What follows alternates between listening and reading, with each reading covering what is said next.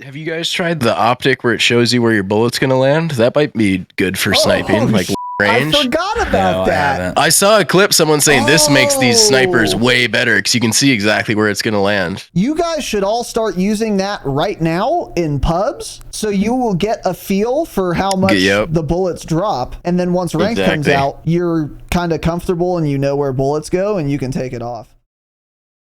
Activision devs do not play their own game. 3,000 devs can't figure out how to add a reconnect feature to a AAA title, I guess. I don't know. Because Infinity Ward doesn't tell their consumers anything. Maybe that'll take some of the sweats away from Shoot House. You can cope about that, for sure. Thanks for tweeting, at least. Thanks for doing more than Infinity Ward has done. They just keep tweeting about the soccer bundles in the store. Things that are bad. We've got a couple words. Why don't you kick it off, Tanner? This is going to be a longer section than the first part you guys heard. Change it, obviously, of course. We are live, boys and girls. Welcome to the Dropshot Call of Duty podcast, episode number 324. My name is Casey, also known as Razinon. Today, I am joined by, as always, once again, he's back, sorry, Tanner. Damn. Hey, man. How's it going? I like this full room view we're getting here. What's in that closet there? You want to open that up for us? Want to show us the inside of your closet? There's clothes. First I've seen of it. There. Oh, did you move the boxes back there on that side? Boxes got a new little spot? I had to make room. It's not interesting, but yeah. I moved him a little bit. Happy birthday, Ted Timmons, by the way. Is it Ted Timmons' birthday? It is. Happy birthday, Ted. Yeah. Interesting. Jake DM'd him something nice this morning, I'm sure. I hope he has a tragic birthday, honestly. That. So, anyway. Really boring birthday, yeah. And in addition to Tanner, I'm also joined by friend of the pod, sometimes recurring guest. He's back once again. This is his probably, I don't know, 5th appearance, something like that, on the program. Something like that. JakeDown. Jacob J. Down. How's it going, JakeDown? Good, yeah. I don't know why I'm here. Well, but I am. Well, that's all that matters. We're gonna get into that. Is anyone really here? We'll see if your presence was worth it. You're drinking some coconut water. Worth a damn, yeah. I can see. Mm-hmm. I can see. Yeah, that's good. With tequila in it and whiskey mixed in. Have you actually had any tequila this afternoon? Oh, that's a giant glass of coconut water. Yeah, I did. I took a little pull straight out of the bottle. The Hornitos. We're going to need to take a couple other pulls. But anyways, welcome to the show, everyone. Today, we are going to be talking about Ranked Warzone. We asked a couple of the people we've been playing with, really, kind of last minute, if they wanted to come on and get into the nitty and the gritty of Ranked Warzone today. And it's interesting because I learned we have one friend, actually. I thought we had like 5, but we don't. We have one. And that is of course Jake. So shout out to Jake for being here. So yeah, the plan originally was a very informal, loosely structured, loosey-goosey time. Shout out to Chris D'Elia. Although I don't support or condone some of the things he's alleged to have done. He did it. Round table. But instead we're having a little triangle table. And that should be an interesting dynamic. I think the round tables are really fun. We've had very big round tables in terms of numbers of people, and we've had smaller ones as well. I think this is the smallest, and it's not even round. So Warzone 2 is at its peak. That's why. Yeah. Warzone 2 is at its peak, and we have constructed a triangle table to represent the apex of battle royale video games. Yeah. Because only a triangle can have a summit of that type. So, there were so many people that wanted to come on, we had to turn most of them away today. That is correct. Yes, yeah. So we had, I had some other ideas to get some new people on, but it was kind of last minute, and I didn't want to worry about it or we decided yesterday, yeah, exactly. Try and rush people or whatever. So we'll probably do another roundtable fairly soon. maybe after Ranked has been out for a couple weeks, we will do a more involved roundtable, get some new people on, give them some time to, prepare, take the day off, because you guys work retail. And then, which is fine, by the way. There's nothing wrong with that.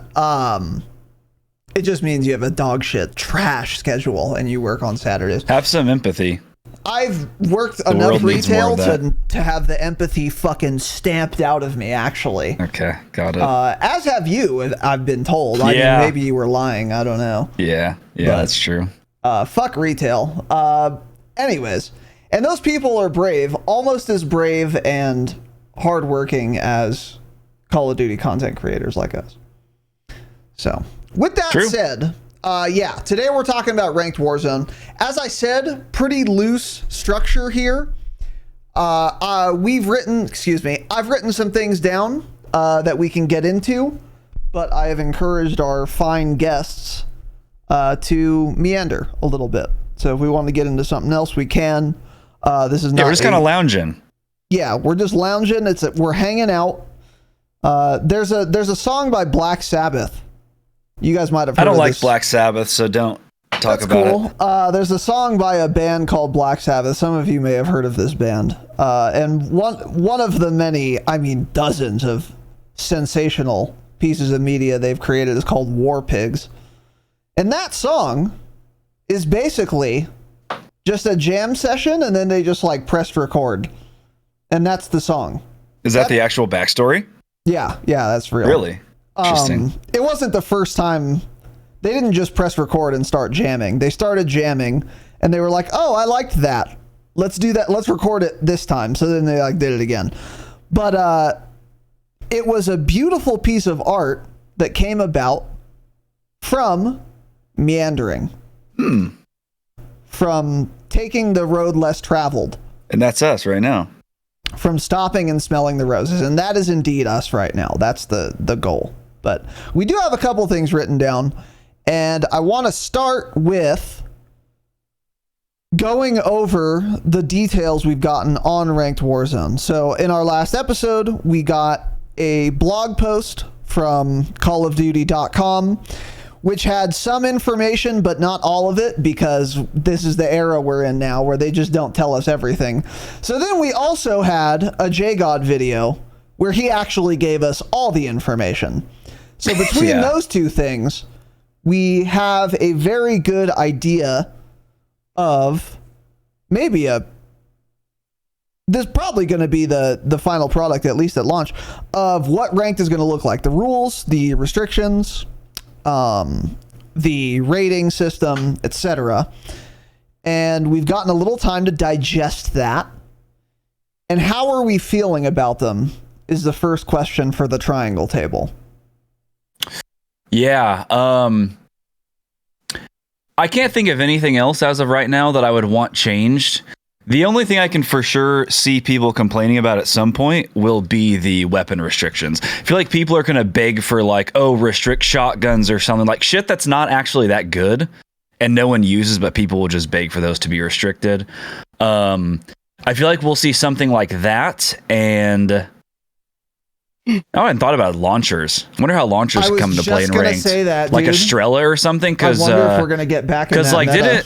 When was it when OP Marked and them ran launchers all the time? Was that during Caldera or Verdansk? I don't know about OP Marked and them, but I do remember fairly early, very early actually, in Warzone 1, RPGs were the absolute meta, and everyone was running them. Yeah, they one shot like anyone. Yeah. And I think it was towards the end of Verdansk, people really ran them a lot too. I think there were a couple eras. The only one I remember clearly is the RPG specific one, and that was very early Warzone 1. But getting two loadouts in trios might be, especially in Ranked, might be a bit too cumbersome for some people, and maybe they don't want to run overkill, but they also don't want to get two loadouts, in which case they'll have to run a secondary, in which case we might start seeing a lot of launchers. I haven't thought about that much. Yeah. Another thing to keep in mind too, I've never tried it, but can you throw a trophy on a vehicle in Warzone? Yes, I think I'm so. pretty sure. And it stays on? Yeah. I think you can. Yeah, God, I haven't done that in a long time just either. never But thought I to remember try, early yeah. on, I think you could do it. Okay. Well, if that's the case, then maybe they won't be as popular. But I was thinking, since I've never seen anyone do it or done it myself, maybe it's not possible. I don't know. If it's not possible, that makes RPGs and Strellas way fucking better, obviously. Because you have to imagine vehicles are going to be more common in ranked than in pubs. Right? Like, I can think... Yeah, people like playing slow in a building or something. Yeah, like... Fire some rockets through there. I think about us, and if we were playing ranked... Like, if I'm playing pubs, and we're rotating to the next circle, and we have enough time to do it on foot, and there's a car like 150 meters kind of out of the way. In pubs, I'm too lazy. I don't care. I'm just going to keep like running in. Yeah. But in ranked, it's like it would really be optimal for us to have a vehicle here in case we get held by someone unforeseen at this time. I'm going to go grab the vehicle. I think a lot of people are going to have a similar thought process. I think vehicles in general are just going to be more common. And also, I don't think you find trophies nearly as often in this game as you did in Warzone 1. So even if you can throw them on a vehicle, you're not going to be able to as freely, I don't think. Or I just totally ignore trophies and I don't know how common they are. They're pretty common. I mean, we played one game of Ashika this morning. We won, of course, and I found, I think, 2 trophy systems. You just like, I think you're just already programmed to ignore them because we don't play them in this game ever. They're in a lot of chests, so. Okay. Either way, I will not be using a launcher. What is the loadout strat? We'll get into that in a second, but before we do, how do you like the rank details we've gotten, Jake? Because Tanner and I have kind of already talked about it in our last episode, but what do you think of the system? You're an Apex enjoyer, and it's very similar, right? Yeah, as of right now, I mean, they're changing the whole Apex rank system next week, but that's the thing with like the first iteration. Yeah, I mean, it sounds good in theory, but stuff like this, I feel like you never know all the bad stuff until it happens and people figure out how to exploit it. And 3 weeks in, we hate it because people figured out some cheesy strat to boost or something. But I mean, in theory, right now, it all seems pretty good. I mean, it seems pretty straightforward and easy to understand, and it seems solid. But do you think there should be placement matches? I don't think it's super necessary since the season's already going to be short. This half season is basically going to be the placement. That's a fair point. That is kind of true, because since you start one rank lower the next season. Yeah, that's true. I don't think it's too big of a deal. Yeah. What is changing about Apex rank system? I don't know all the details, but they're moving to a ladder system, which I guess I don't even really know what that necessarily means, but they're changing like the fees, like the RP fees, which is basically SR, same, just the rank points. They're just adjusting the values. Well, so now as of next week, there's not going to be a difference. So if you're bronze 1 or if you're predator, you're going to pay the same entry fee no matter what. That's weird. Okay. Yeah, I haven't looked into it too much yet, and I don't know exactly how it's going to work, but I know Apex has refined and changed their rank system a ton of times since it came out like 3 years ago. Yeah. Because people like it for a while, and then people figure out a way to exploit it and do some cheesy stuff, and then people start to hate it, and they want them to change it. So I feel like we're just starting on that cycle with Warzone. So it's going to be a long tweak. It's going to be a long run. It will be a long road. I agree with you, but I will say this is a better starting point in terms of the rule set and like the rank system than I thought it would be. Because you know, again, to reiterate what I said in the last episode, I didn't want a rule set that was going to be too campy, and I was very afraid Call of Duty was going to do that. It meaning much more emphasis is placed on placement than kills, which would be super ratty. But the rule set really does not lend itself to that. However, despite that, I still think it's going to play fairly fucking campy. But I don't know if every lobby will, or if it's going to be like shitters play campy, but good players move around a lot. And every lobby is going to be eclectic too. It's not like you're going to have a lobby full of only gold teams, since there are 50 teams per game. You're going to run the gamut.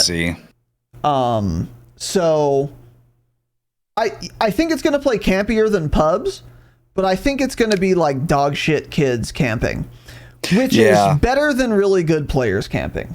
Yeah. Yeah, I think actually the lower ranks will be slower.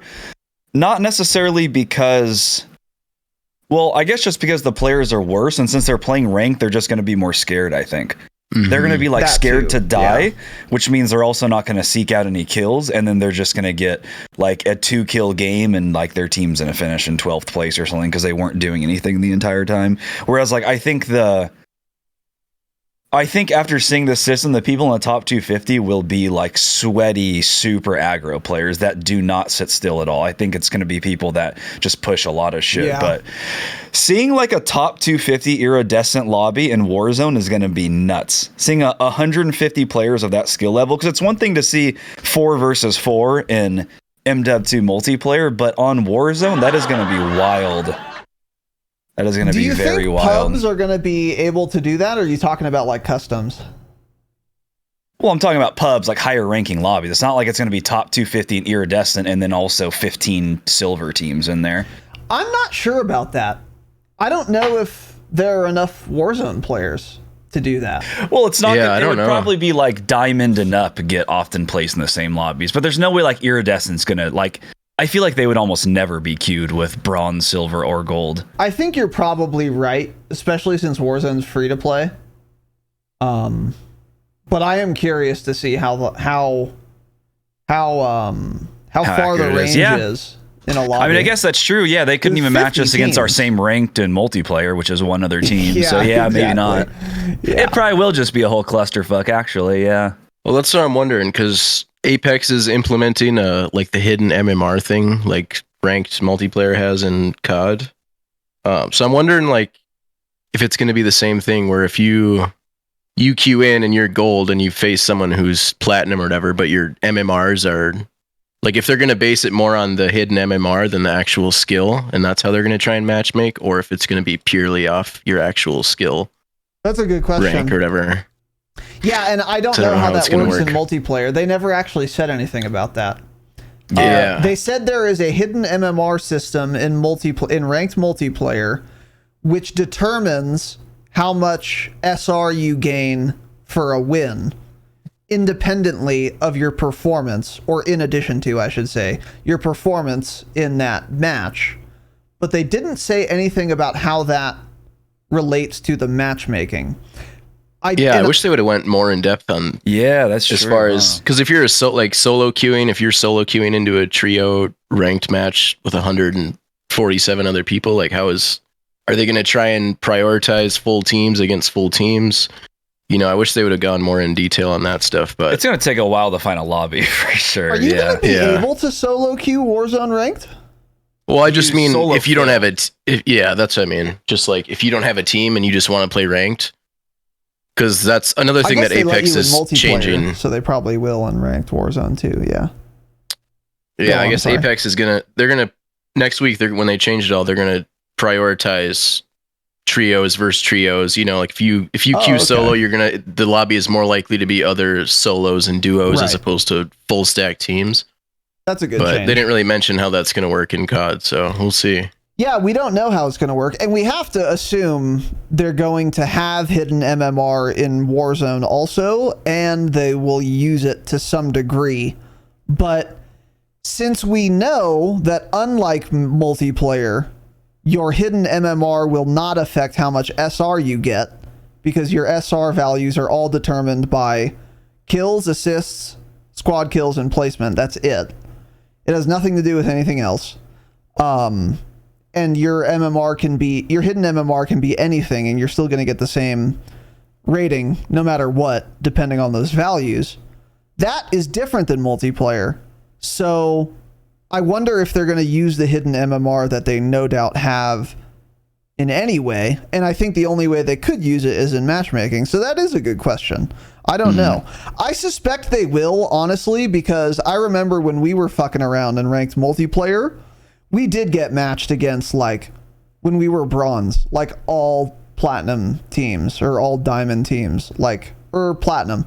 Yeah, I don't think it was ever diamond. Often. I think diamond's the cutoff. Yeah, we saw platinums all the time. And that's probably because our hidden MMR was similar. Well, yeah, because we only hit gold because we didn't play enough. We would have easily hit higher, but we just, like, oh, I'm boring. I'm bored. We're over this. So that's why we just stopped in gold. Right.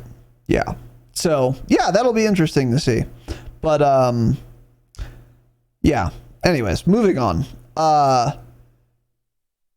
I think we all agree the rule set, at least as a starting point, is a solid one. And again, I'm very pleased with how the rule set is not catering to, or excuse me, incentivizing camping a ton. That's good. With that said, will it be fun? Ranked Warzone. Hold on. Here it comes. Had to pull it. We'll start that sucker. Will it be fun? No, it will not be fun.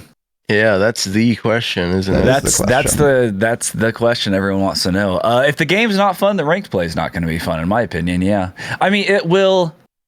You'll definitely want to play more, because I was thinking about that since we talked about that on Thursday, and I was like, it's not going to be fun. But even then, getting on and being like, okay, like I'm close to hitting platinum or whatever. Let's get on today. Let's try to hit platinum.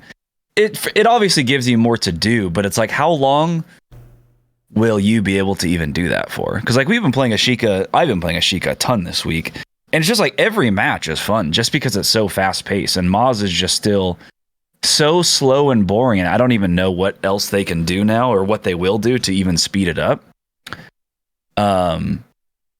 I don't know. And then it's just, the lobbies are going to be, we're already in the highest skill bracket lobbies on mods as it is, so it's already fucking miserable. And now it's just going to be worse and ranked. So I don't know. I think it's going to be very frustrating, to say the least. What do you think, especially Jake? when people, especially when people, like I said, figure out, because especially the good players are going to figure out the easiest, cheesiest possible way to rank up as fast as possible. So it's like, I don't know, once that starts spreading and people are like, oh, we have to play this way or do this or use RPGs or whatever it is to get RP as fast as you can and as easily as you can, I feel like it's going to make it very frustrating, but I don't know, maybe I'm just pessimistic about it. But well, I think the ways that I agree with you, people are going to look for the easiest possible way to gain the most rating they possibly can in the shortest amount of time they can. Obviously, of course that's going to happen. But I think there's not really a good way to exploit the system, at least that I can see, to do that. I think the only way you're going to be able to cheese, I think the only room for cheese, based on what we know about Ranked Warzone, is going to be cheesy strategies in game and like cheesy weapons in game. So like launchers, if those are good, that. Doing a bunch of recons like we used to see back in the day, that would be another thing. But those are surmountable potentially. And yeah, but that was going to be my next question. Do you think people are going to bring back the recon strat? I don't know what the contract is called now, but that you can still do. And for those of you who don't know, back in Warzone 1, there was a contract called the recon contract, and you would pick it up, and then it would tell you to go to some other objective, and you sit on a point, like a hard point, and it captures the point. And while it's being captured, a big light went up in the sky, so everyone around, if they looked, could see that, okay, someone is doing a recon contract at that exact location. But if you were the one doing the recon, once you captured the point, you could open your map and see the position of the next circle. So you'd have more information than someone who didn't do a recon. And you could also do these back to back. And what a lot of very good players who like to win a lot figured out is we're going to play quads. We're each going to get a separate helicopter, and we're going to do every fucking recon on the map. And inside of 10 minutes, they'll know where the final circle is. Yeah. And that, I think, is possible in this game. There are contracts. They're not called recons anymore. Safeguard or some shit like that. It's Intel, isn't it? Isn't it? I think it's contract? Intel. Oh, Yeah. Intel, yeah. Okay. I think. I don't know if I've even done two of them. It's a little Jesus more Christ. cumbersome. I farted again. It's a little more cumbersome to do that contract than recon contracts. But, and I don't see anyone doing the recon strat anymore. And that's partially maybe because of the map. But, if you're playing ranked, and if you can stack circles, which you honestly probably can, do you think we see that strat come back? I think the thing aren't the intels in this game like an extra step? Because if I remember correctly, I didn't do a lot of recons in Warzone 1, but weren't they, you grabbed the contract and it immediately showed you the upload station, so you just run to that and cap it. But this one, I'm pretty sure you pick up the contract, then it pings a laptop somewhere, so then you have to run to that laptop, do something on there, and then that tells you to take it to another area and then upload the data or something. So it's I think you have to grab like a hard drive or something. Yeah, so it's an extra step, which is the reason no one does it. So that combined with, there are also no contract bonuses still in this game, right? Oh, I wonder if there are. I don't know. I mean, that was also the big thing. I just don't do contracts in Warzone 2. You don't need to. You always have so much money. But that was the main thing in Warzone 1 too, is they would get a shit ton of money from stacking like 10 recons, so they could buy whatever they wanted, pop a bunch of UAVs in Warzone 1, get an advanced UAV that way. But this game, it's just too slow. I don't think they'd be worth doing even in ranked most of the time. Especially when you also need kills to get higher SR. That's exactly the other thing. Yeah. I'm not so sure. Because it's still really good information to have. But this is only trios. So that makes being able to do them slower, in addition to the contracts taking longer, as you said. And maybe it's not as advantageous on this map because there are so fewer buildings. I don't know. I think you should keep your eye out for it, though. And another thing, too, that this kind of reminds me, no one takes helicopters in this game, and I don't know why. I don't think there are as many helicopters on the map as there were in Verdansk, but there are still multiple every game. I think they have static spawns on Moz, which is unlike Verdansk or Caldera. Do you think people are going to start using choppers even if they're not doing recons? Oh, for sure. Yeah, I think choppers will be way more utilized in ranked. They have to be, right? Just for the simple fact of rotations. Right. If not sitting up in the air and sniping people out of them.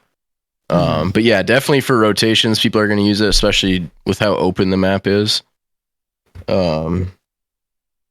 Yeah, I don't know though. I don't know if we're going to see people doing recons and flying around and doing that thing, but definitely for rotations, choppers are going to be way more utilized. Those are going to be hot. Which is why I'm going to Strela all of them. Yeah, good luck. I still don't understand why no one uses choppers even in pubs. Like I've still never been contested landing on a chopper in Moz. In pubs or a Sheikah. Yeah, I mean, not that it. I don't know what it is. Sheikah, but I wouldn't take it on a Sheikah, but no one ever takes that one. Yeah, ever. It's always there. There's a couple on a Sheikah. No one takes them. Yeah. Yeah. I don't know. I don't really know. I don't know the reasoning for that, honestly. Because that's what we were doing. You need it more on this map, really, than like Caldera or something. But I don't know. Maybe it's because back then they were all going for like high kill games. Maybe because they feel like this game's slow or they feel like they can't do that. I don't know. Maybe. Yeah. I don't know what it is. Speaking of the drop strat, another question. Strongholds, unfortunately, are still going to be in Ranked Warzone. But the AI are dog shit trash. Very easy to kill, as JGod said. Meaning, doing a stronghold is even easier and faster than it will be in pubs. So, will strongholds be utilized in ranked or not? Are they worth doing? Because keep in mind, one thing you're not going to get from a stronghold in ranked that you will get in pubs is the redeploy pack. So the incentive for doing a stronghold is a loadout that you don't have to spend money on, and it comes earlier than the free loadout drop. And then also, I think you still get like gas masks and shit. So it's still pretty solid. Yeah, I wonder what kind of gear you'll get. Do you still get the UAV thing from it? I haven't played Moz in so long. I don't remember. That's a great question, actually. Because if you have that, then there'll definitely be more. Yeah, I think you do. So yeah, I don't know if that would be in ranked. Yeah, I'm not sure. That's I don't know what all the specifics are. So like if that's in, if they haven't said otherwise. Yeah. Yeah. Well, they didn't really hardly said anything in their blog post. So this is Call of Duty, so that's a good point. And that's not something they would even put in the patch notes anyways. You would just find out when you play. Yeah, I don't know. Because doesn't it last like forever, or didn't it last forever? Until someone else takes it. Yeah, you get a UAV sweep on that stronghold. Yeah, so if it is in ranked like that and it does work like that, then definitely people will hit them for that reason and sit in a building that's in zone and stay there until the zone pushes them out and just camp it and wait for people to show up on radar. Yeah. That's true. I think that they'd be used for that reason for sure, but would you hit strongholds? Would that be top priority? I don't think so. Not since there's so much money and the loadouts are going to work like the old way, where you're not going to have to go to a community one with everyone else around it. It's going to drop hopefully within like 150 meters of you. So if it's true. So if it's like that, then I won't personally be as pressed to do a stronghold, but they'll still be useful for sure, especially if you get the UAV. I feel like they'll still be hot. Yeah, I feel like there will be a lot of people going for them, which means you could get a lot of kills or potentially die really early without even getting your loadout. Then you're just kind of throwing. You get like no placement SR because you're dying early. Yeah, I don't know. Yeah, I'm not sure about that one. I don't think I would prioritize them. No, I think if anything, I would just buy guns and then wait to get the loadout for perks. Well, we're also going to have the perk packages. Yeah. So that makes strongholds even less important. True. They're changing so much of like the way the game functions that it's really hard to say what is going to be like the optimal strat. Changes. Yeah. Yeah. Yeah, that's fair. That's true. Tanner, you brought up a good point as well. If you want to get a lot of points, a lot of SR, you can get a lot of kills. And one great way to do that is to drop Superstore. But there, as far as I know, is no Superstore on Al Mazrah. Do you think there will come a kind of unspoken, agreed upon hot drop spot similar to Superstore, or for Caldera, the what was it called? The volcano? Peak. Yeah. Do you think there's going to be some like hot drop spot like that is born from people who want to get a bunch of kills quick in ranked, because those people are going to exist? And if so, where is it going to be? Observatory? It's probably Observatory Roof. I think Zaya's kind of it's not as hot, but I think that's kind of the agreed upon hot spot as of right now. That and Hydro. Yes. As far as I know. I mean, Hydro's usually hot, yeah. Yeah, I mean, Hydro. Yeah, what are the other big ones? I think it's really just Observatory. And Hydro sort of too. Hydro actually is fairly hot a lot of times. It's pretty hot. I'm not sure why. Terrible spot to fight. It's the Don't worst like POI it. in the map. Not good. And there's water, so I won't be going there. But Observatory, I think is going to be the hot spot. Yeah, see, the other POIs, there's so much going on at each POI, whereas like Superstore, it was just the building and that was it, and it was hot. But this map, it's like, okay, Hydro's hot, but there are like actually 150 small little houses there, so it's like there's a lot of people there, but it's not as hot as fighting in the same building like the drops we've had before, or fighting on the top of Peak where there's not a whole lot of cover and stuff. Or just one big room like Superstore. I think it would be Observatory, yeah. Yeah. Risky move, but I think you guys are right. It would be Observatory. That's where the super sweats will go, Try to get a bunch of kills early. Yeah. So one incentive to going to a hot spot like that in ranked is obviously to get kills, because that gives you SR. Another one would be you have to assume only the really good sweaty kids are going to hot drop at the hot drop spot. So if you land there and you kill everyone, you've probably already taken the other best teams out of the lobby, making it a very easy path, or at least a much easier path for you to win if you just knock out the competition right away. And that's something that was talked about a lot in Warzone 1 during the like tournament scene, is that people would actually like explicitly say, I'm dropping at this hot spot, like Peak, because I want to like kill all the other good teams, so then I can just farm everyone else who's like dog shit trash and scared of hot dropping. Yep. Yeah. Yeah, I think I mean they're still going to get gulag either way, but they're down a little bit worse after that. Sure. And have no cash, come back with shitty guns. Well, they're going to come back with a better gun than everyone else has, actually. But speaking of gulag, I wonder if they're going to change how the gulag works at all for ranked. I don't think so. What do you think? What would change? Do you think, if anything were to change? They've already made a couple of good changes, right? Are there still tacticals and lethals in the gulag? Yes, but there's not like stuns. I don't think there's shit like that, right? Oh, it was. I think it's usually snapshots they took out, right? Yeah, there's like snapshots. You can probably get smoke grenades in there. Yeah, shit like that. Yeah, I guess that would really be that, and the only other thing I would ask for the sake of competitive integrity, would be only fully automatic weapons.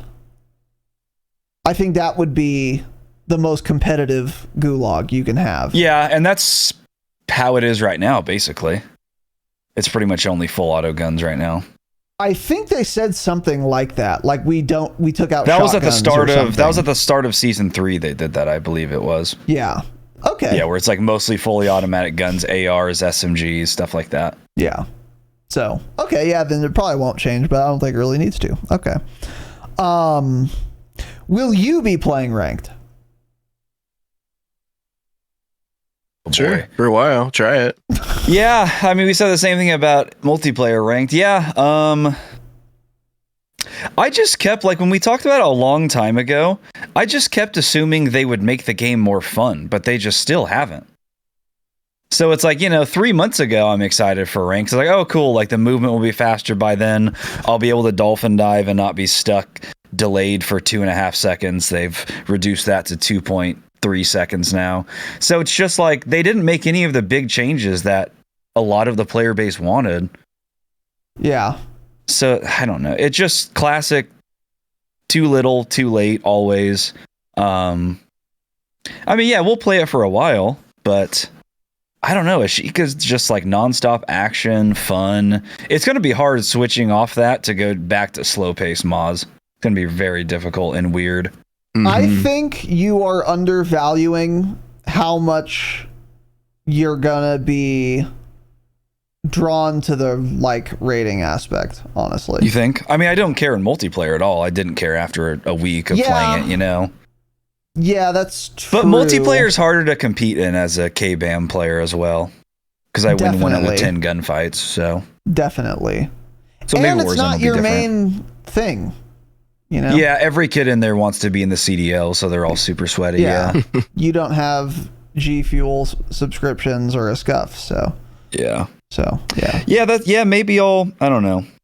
It's going to be, if you're winning games of ranked Warzone, that is going to be like peak Warzone. Like that will be, I think, more fun and rewarding feeling than any game in Verdansk or Caldera. Just because like, you're like, oh shit, I just won. I just dropped a 20 burger in ranked Warzone and we got the dub. Like that's so much fucking SR right there. So that will have like a little addiction there. Yeah, for sure. I'm not an addict, of course, so I don't know. I will become one if that happens. Speak on that. I'm pretty excited. Again, once it comes out, it's going to be day one, just buggy, terrible performance, miserable dog shit trash. You're going to get first place with 30 kills and you're going to lose 50 SR. It's going to be a real mess. But after all of that shit is ironed out, I'm very, very, very fucking excited for ranked.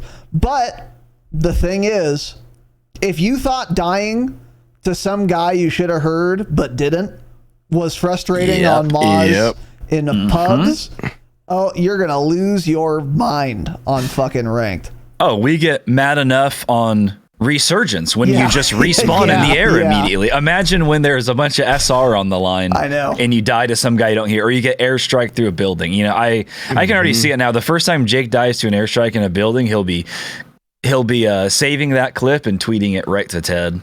Yep. Yeah. So happy birthday, Ted. Yeah, shout out to Ted Timmy. All that's going to be so much worse. All the issues will be so frustrating in ranked play. Yeah. And that's what I kind of hope is the silver lining. Like it's going to expose a lot of this stuff, but maybe now that there's ranked, it'll be that extra push to like change shit that really should be fixed and made so much better. Like maybe this is the thing that will kind of make them realize like, oh my God, Huskers just got airstrike 100 meters away from where he got the notification. Maybe we should do some tweaks to that and change it so people in rank don't get screwed. So I'm hopeful for that. I don't really see it happening, but hoping. You're right. The levels, the amount of pressure that Activision will feel to fix their fucking game will never be higher than on the launch of Ranked Warzone. Because, big fucking names who have a ton of sway in the Call of Duty community, cringe, are going to be losing their fucking minds. Huskers is going to tweet a clip of some, like you said, he's in a building, steel reinforced, 3 stories underground, and he's going to die to a precision airstrike. He's going to tweet the video. He's going to at every fucking dev he knows. And he's going to say, this is completely unacceptable or whatever. And I lost rating on top of it. The rating loss is going to make him more mad. And it's also going to make the fact that this is an issue even more glaring as well. And the fact that it's going to make him even more mad is going to make him even more inclined to make the tweet in the first place.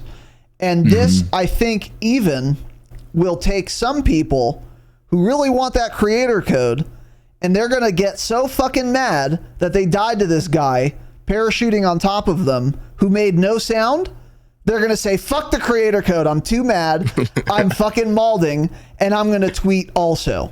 The big Call of Duty Dick Rider accounts, I think some of them are going to get so tilted that even they start making tweets at the devs or whatever. And the community pressure will never be higher. Now, as you said, Jake, will that be enough? No. Yeah, I don't think it's going to change. I think both of you guys are coping. Most of these guys have been complaining about this shit since the game came out. And I would argue almost then there was more pressure because the game was new and they were drastically losing players because of all of the issues.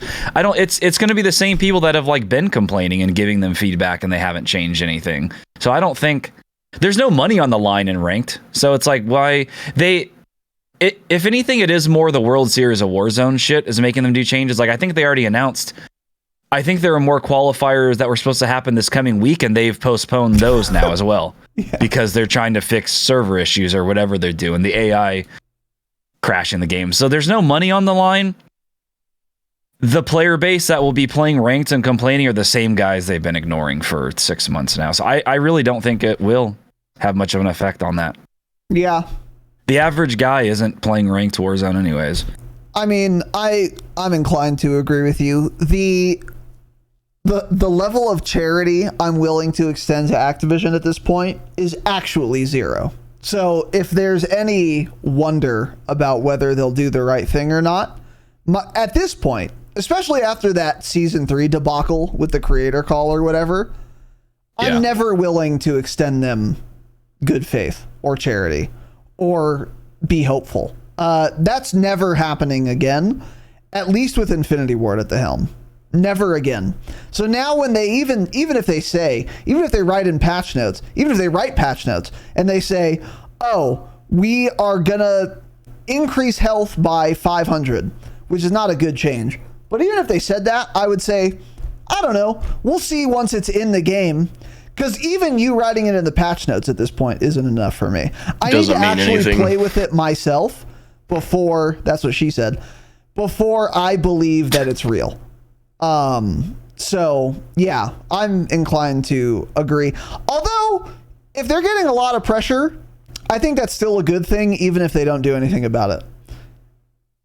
Yeah, if anything, maybe they'll finally fire Pat Kelly and Joe Seacott. Yeah, change some employees around, or at least the pressure wouldn't be enough to change and fix their game, but it would at least be enough to like hire a community manager. Because, hey, by the way, here's another hidden patch note.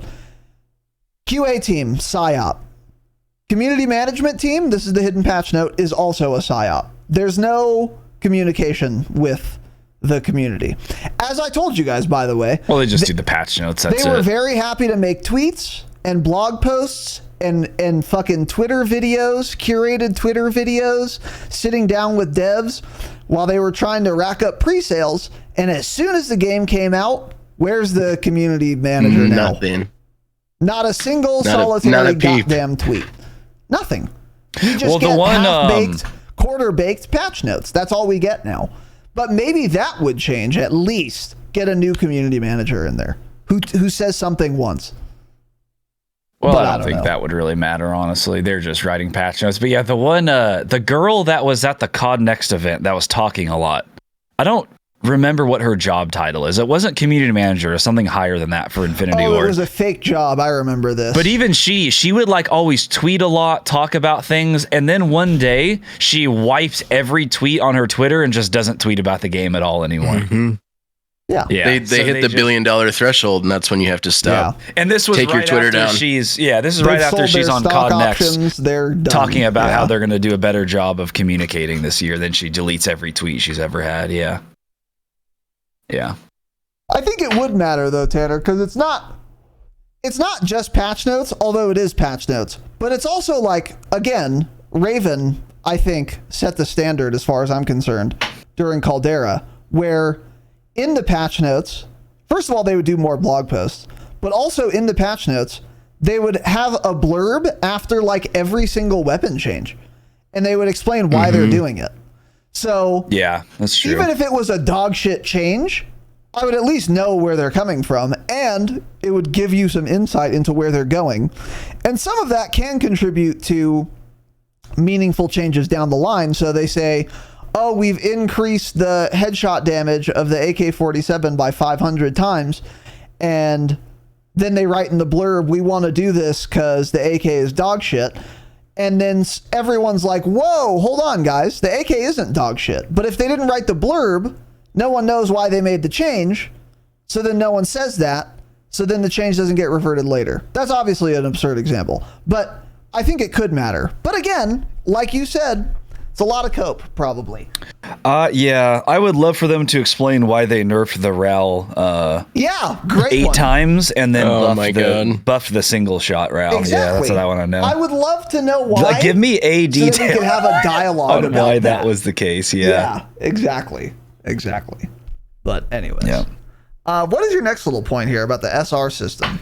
Yeah, my next thing was about the SR cost, because I saw JakeDown had some tweet about this that was kind of talking about, like, it's going to be wild when it gets into the top ranks, like how well you need to do to not to basically not lose SR. It's going to be pretty wild. So, basically it's like, as of right now, if you're in like iridescent, which 99% of people listening will never hit. We probably won't hit it anyways, but you're losing 110 SR just loading into that match. And even if you win that match, you're still going to be negative SR. So you have to get a bunch of kills and place decently high, or win and get a few kills to even just gain any amount of SR. So my question is, or my idea is, I think this will make the top ranks have more of a like skill ceiling, I guess you could say, versus multiplayer rank still just seems like it's whoever plays the longest. You end up getting SR because you bottom frag, you're the worst player on your team, but you got carried and you guys won, and you still gain 30 SR. But this is like win and lose SR. Yeah, I don't think that's going to be the case in Warzone. I feel like actually like the top ranks will really be the best players and not just necessarily who is playing the most, because of those SR penalties. I don't know. I was just kind of wondering if you guys agree with that, what your thoughts are on that system in general, if it's too tough, or how that'll compare to multiplayer essentially. Yeah. I don't know. What do you guys think about that system? I think I do agree with you that you can't just like, you could actually win every game and not be even top 10,000. Because there are players like, and take your pick, whatever, Biffle, fucking Aiden, Swag, who are not winning as often as you, who could have like a 10% lower win rate. But they're getting so many kills every game, so many more than you, that you are not in sniffing distance of their SR. I think it really is going to filter out the people who only play to win from the people who are willing to really get aggro. And I think that is a good thing ultimately, especially if you want to have a World Series of Warzone and do events that you are trying to get a lot of viewers on to leverage for advertiser money. You need these things to be exciting. And a good way to do that, I think, is with insane SR entry fees, so that are only offset by getting kills.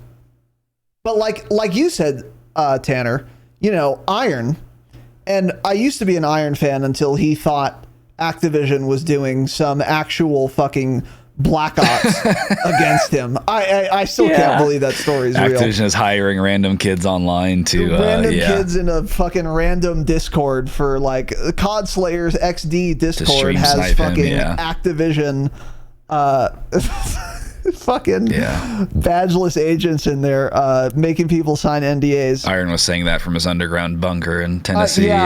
So I'm no longer an Iron fan, but I used to be.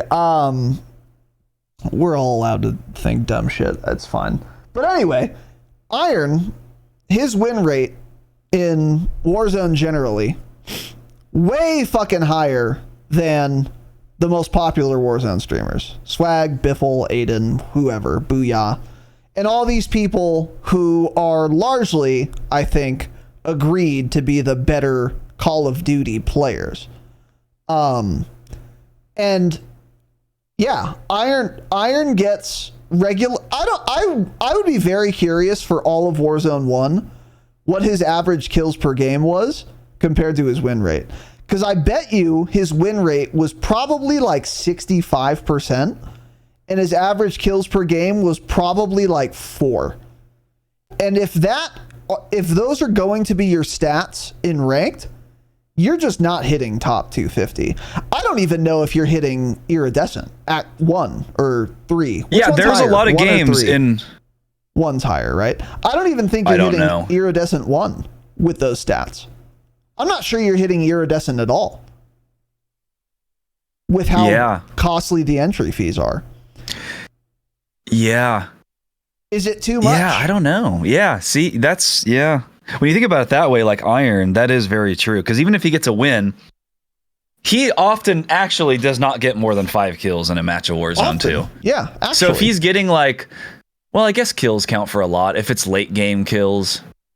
he could still be, you know, pretty often getting, I guess, 200 SR. But yeah, he's still not gaining anything when he's like, if he were to get close to top 250, he's not gaining SR at that point in those games. He's just breaking even or getting like 15. Yeah. Yeah. Exactly. And so he's going to spend that whole time to gain like 5 SR. Yeah. So the question is... Be bored while doing it. There are a lot of questions here. Number one... Well, I guess the core question would be, who's the better Warzone player? Iron or Biffle? Well, Biffle. But Biffle wins fewer. Or less often. He wins a little bit less often, but gets 10 times the amount of kills. You know? Yeah. It's not like they don't win. They just play it differently and also win. Of course. Yeah. But, yeah, that I think that's the core question that will determine your opinion of this rank system. Because if you think only wins matter, and a lot of people, especially like BR purists, like Iron, unsurprisingly, their whole position is you play a battle royale to be the last one alive. That's the whole point. Kills are incidental. Kills are just a way to not die, basically. I'm not playing to get kills. I'm playing to not die. And sometimes killing people is the best way to not die. That's why I get kills at all. But the only reason I'm doing it is so that I win the game. But yeah, is that what Warzone is? Probably not, especially because this isn't a BR. It's a Call of Duty game. It's not, That's loosely a BR. Like, yeah, exactly. So I think it's okay that it is structured this way. What are your thoughts, Jacob? Yeah, I don't know, because right now it's just as far as we know, it's just every kill is worth the same amount. It just depends on where you're at in the match, right? Like what circle you're in. Yeah, so 50 through 21st place, it's 5. 20th to 4th at 7, and then it's only the last 3 teams you get 15 kills for, so that's 15 you're not going to get a ton of points that way anyways, because there's not many people left at that point. Yeah, 5, I don't know. 7, 15. I almost wonder, like these are the type of things where I don't know exactly how it's going to end up changing, and if there's some glaring issues, because like Apex bases how many points you get for a kill based on the person you kill's rank and their hidden skill rating. So if I'm bronze and I fucking kill a predator, I get way more points for that kill than an excellent system than just a regular kill. So if it's day 1 of ranked and I wipe Biffle and Sage and Super Evan, like it's going to be the same amount of kills if I kill Timmy, who's never played the game before, or the same amount of points if I kill Timmy. So I don't know exactly how it's going to play out. I mean, it seems like it's going to be okay, but it's just so hard to say, because how many different skill levels are there going to be in a match with 150 players? I almost feel like they should base it up. Yeah. I almost feel like they should, I don't know. They almost should have some sort of, like, it should almost base it more off the quality of the kill as opposed to just how many you get. That's true. COD devs can't figure out how to do that, though. Yeah, simple math would be asking a lot. Yeah, that's too much code for them. You could even simplify it beyond hidden MMR. So, like, if you are the same rank as the person you killed, then you get 5 points. That's what Jake said, I think, based on rank, right? Not hidden MMR. Well, okay, yeah. But yeah, it would just be easier either way from a development standpoint. Yeah. Either one would be functionally the same thing. But like, yeah, if you're one rank lower than the person you killed, you get a bonus point. Or maybe you get a bonus point for however many ranks lower than the person you killed is. So if you're bronze 1 and you kill someone who's iridescent 1, you get 5 points, since it's an early game kill, let's assume, plus like 11 like or 6 whatever more kills, because that's how many steps away from that rank you are. That would be better, because I do like that they reward late game kills. Well, do I like that? I actually don't know. Is it harder or more skillful to kill someone in the late. I guess the reason they do that isn't because it's a more skillful kill necessarily late game, but it incentivizes you more to get to the late game. Yeah. And with the placement rewards being as meager as they are, that's probably a good system. So I do like that. Okay. So I think you could keep this system. Yeah, just like I said, like have it still be 5, 7, 15 based on how many squads are remaining. But in addition, if you are one rank lower than the person you kill, you get 1 point per rank lower than the other person you killed for that points for that kill. And then how would you have to do anything about if I kill someone lower rank than me? Do I take a penalty? Probably not. You would just get the base. Probably just a baseline. Yeah, that is a really good idea, actually. I didn't know Apex did that. That is how it should be. You should be rewarded more for killing players of a higher skill level than you. Especially since there's going to be 2.5 times the amount of people that are in an Apex game, in a Warzone game, and there's going to be such a broader spectrum of skill. So it's like, if you're platinum, and there's going to be iridescent and bronze in your lobby. So if you kill an iridescent player, you should get something extra for killing someone who's supposedly so much better than you. Yes. Yeah. I think the only thing this system would not take into account, which maybe it also should, is if I am bronze 3 and an iridescent player kills me, maybe I should get a break. So you can still give the iridescent player the baseline 5 points, even though the kill is free as far as he's concerned. You still keep it baseline. I think that's probably good. But if you're the bronze player who dies to someone way higher ranked than you, which will happen in a 150 player lobby, I'm pretty sure, especially early-ish on. Maybe if you were going to lose SR that game, you lose X points fewer than you otherwise would, and X is a function of how big that delta is again. That gap. Yeah. So then you're still that's what I mean, punished, where it's like, but you won't get punished quite as badly because you're kind of expected to get farmed if someone's 10 ranks higher than you. Yeah. Mm-hmm. I think a lot of those little things that we don't know yet. Like that. Yeah. We're going to have to see how it plays and what people figure out and come up with. They've only been working another on the thing system for 3 years. Yeah, they need Yeah. Surely they thought of everything. Yeah. Another thing I'm worried about, I don't know if this is where we're at, but we're probably there, yeah. Like boosting, I know I've already said it a few times, but like with 150 players, there's going to be people in the lobby that know each other or are in cahoots with each other. Ooh. And they're going to have a portable buy station sitting out in the middle of out in quarry where no one ever goes. There's not going to be another player within 5,000 meters from them. And they're just going to be sitting there buying each other back, killing each other. Yeah. Like over and over and over, which was a big problem this past season in Apex. People would have a portable respawn beacon and they would just sit in the gas, throw heat shields and just sit in the gas and kill each other. So now with this new ranked update, one of the things they're doing is if you kill someone in the game, you can only get KP kill points for killing them one time. So if they come back and you kill them again, you don't get any more KP for that. That's solid. So yeah, I don't know how that's going to work. Cause I feel like we saw this happen in Call of Duty ranked games when there were the custom lobbies for World Series of Warzone in Warzone 1. Some teams got caught. Oh, there were a bunch of teams. They boosted for boosting. Yep. Where it was they got like 45 fucking kills or some shit.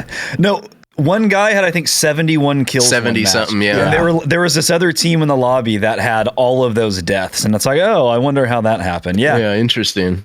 Yeah. These kids will do fucking anything for a rank next to their name. Yeah, especially with how much more. If you can boost kills, you can get like last place.